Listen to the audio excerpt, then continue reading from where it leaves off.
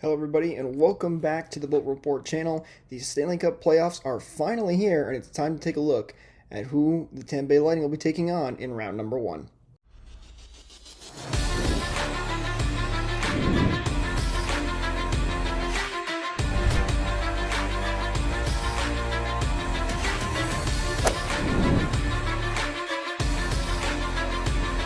Tampa Bay Lightning will be taking on the Toronto Maple Leafs, and the first thing we have to look at is the series schedule. Game 1 will kick off on Monday, May 2nd at 7:30 p.m., and Game 2 will be on Wednesday, May 4th at 7:30 p.m. as well. And of course, both these games will be in Toronto, as Toronto is the higher seed for this series. Game 3 would take place on Friday, May 6th at 7:30 p.m. Game 4 would be on Sunday, May 8th at 7 p.m. And again, both those games would be at Amalie Arena. Games 5, 6, and 7, of course, are, if necessary, games. But Game 5 would be on Tuesday, on May 10th. The time is to be determined.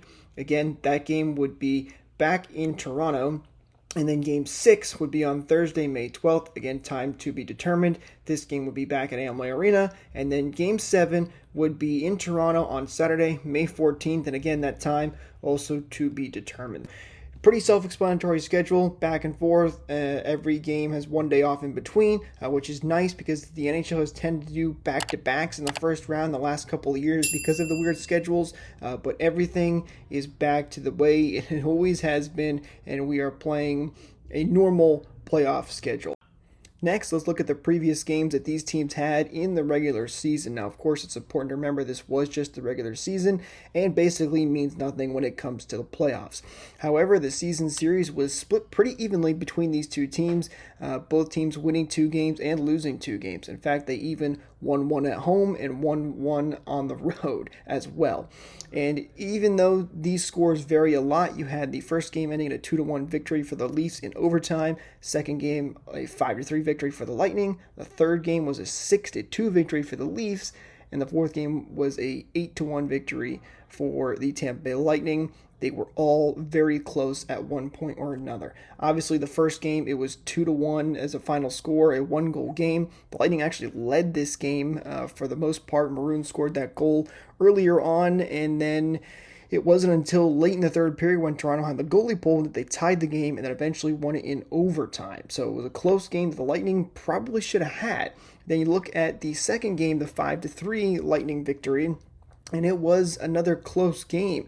It was tied after 1, and it wasn't until the second period where the Lightning took a 2-goal lead heading into the third and would end up holding on to that 2-goal lead as well and winning the game. So it was still very close throughout this game, and it was a battle between both the teams. Then looking at the final 2 where we had the 2 blowout games, or kind of throwaway games for both these teams.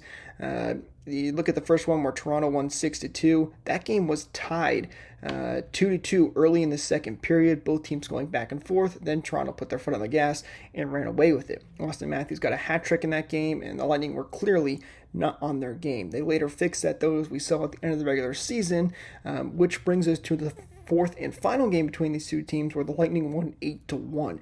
They got their revenge on that one. Important to remember, though, there was no Austin Matthews, no Braden Point. Toronto also had their backup goaltender in this game as well. But again, game was tied 0-0 through the first 20 minutes. It wasn't until the second period where the Lightning scored 4 and then scored 4 more in the third period to get the 8-1 victory. So all of these games, very close for the most part, and if Toronto had a big game, the Lightning would always respond with a big game of their own in the next game.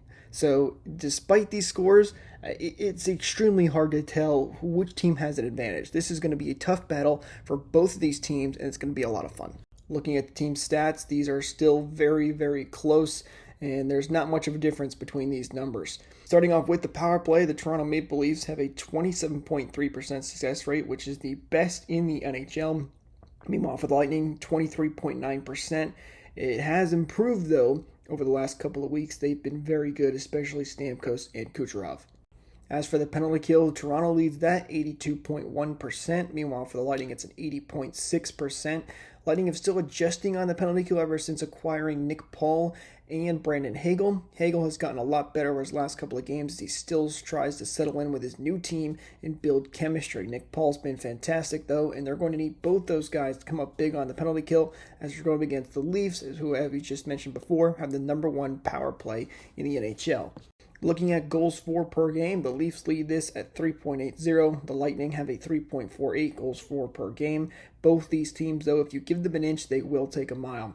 Toronto, again, Austin Matthews, 60 goals this year, over 100 points. Mitch Marner at 97 points on the season. And the Lightning, Nikita Kucherov, Steven Stamkos, both of them have been on tears this year. Stamkos broke 106 points himself.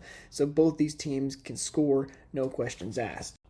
As for goals against per game, the Lightning lead in this category at 2.78 versus Toronto's 3.07. Toronto has improved over the last couple of years on their defense. They even went out at the trade deadline and acquired Mark Giordano to help improve that defense. But when you have players like Victor Hedman and Andrei Vasilevskiy, the Lightning's defense is going to be superior. Andrei Vasilevskiy has shown he can shut down games and win them easily for the Lightning all by himself, as he's done in some series clinching games over the last couple of years.